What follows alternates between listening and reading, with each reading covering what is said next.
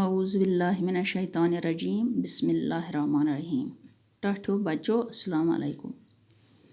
Class 8 subject Urdu, topic grammar. بناوٹ کے لحاظ سے اسم کی قسمیں. بناوٹ کے لحاظ سے اسم کی 3 قسمیں ہیں.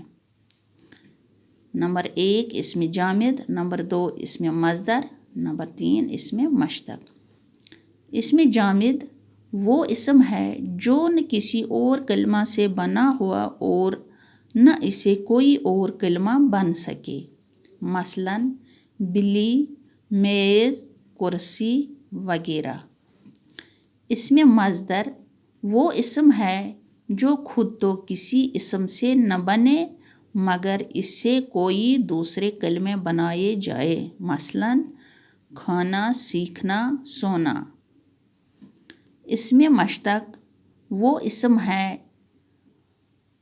جو مصدر سے نکلے یا بنے، جیسے لکھنے والا، پڑھنے والا، سونے والا وغیرہ.